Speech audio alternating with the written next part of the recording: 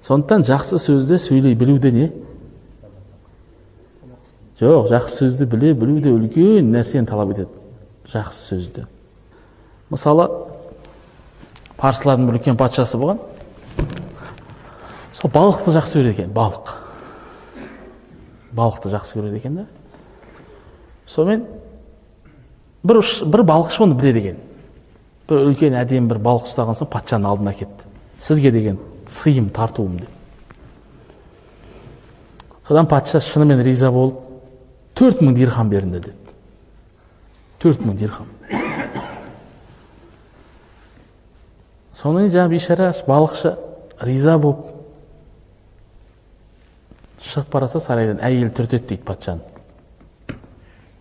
Бір балыққа жаман 10 дирхам тұрмайтын балыққа 4000 дирхам беріп жүргенсіз. Бұдан кейін сіз біреуге 4000 дирхам берсеңіз, ешкім сізді менсінбейді ғой. Бір балықшымен мен тең көрді деп айтады ғой. Бір балықшының ұстап әкелген балығына 4000 беріп отыр, берген екен, мен бір үлкен нәрсе жасадым, оған да 4000 дирхам беріп отыр. Кем көріп отыр ғой деп айтады ғой. Мұныңыз дұрыс болмады дейді. Содан патша айтады әйеліне, онда не істейін дейді. Сіз шақыртыңыз, мен айласын білемін дейді. Қайтып 4000 дирхамды алудың жолын білемін. Балықшыны шақыртады. Балықшы құзырына кіреді. Кірген соң, ал дейді, әйеліне айт дейді, жаңа не айтайын деп отыр еді. Ханшайымның саған айтатын бір сөзі бар дейді.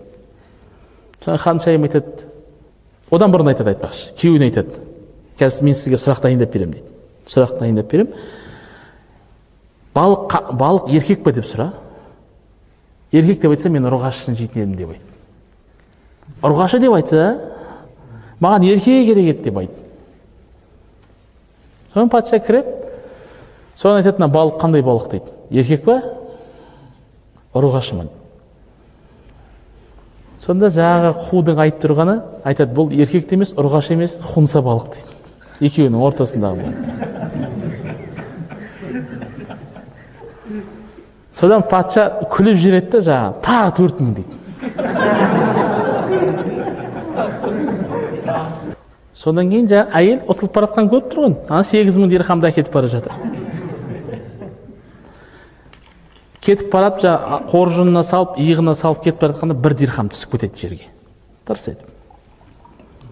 Бейшара балықшы үстіндегі қабын түсіріп, еңкейіп 1 дирхамды алады. Сонда әйел айтады дейді, сен не деген сараң адамсың, не деген оңбаған адамсың сен. 8000 дирхам әкетіп баратсың ғой, не деген адамсың, 1 дирхам жерге түсіп еді, соны еңкейіп алып жатсың. Патша, я, не деген сондайсың деп жаңағы әйелінің сөзіне еріп. Сонда жаңағы балықшы айтады, дирхамның бетінде дейді, бір бетінде сіздің суретіңіз тұр дейді. Мен оны еңкейіп алмасам, мына жерде өтіп жатқан адамның біреуі басып кетеді ғой бетіңізді. Мен 1 дирхамға бола неғып тұрғаным жоқ. Сіздің суретіңіз болғандықтан жерге еңкейіп алып жатырмын. Патша ырза болып тағы да 4000. 12000 дирхам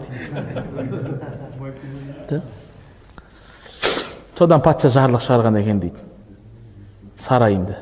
Бұдан былай ешкім қатын тілін алмасын деп. 4000-мен құтылуға болатын еді. 12000-мен құтылып отыр. Сондықтан да сөйлеудің де несі бар? Орны бар. Сөйлеуді де білу керек.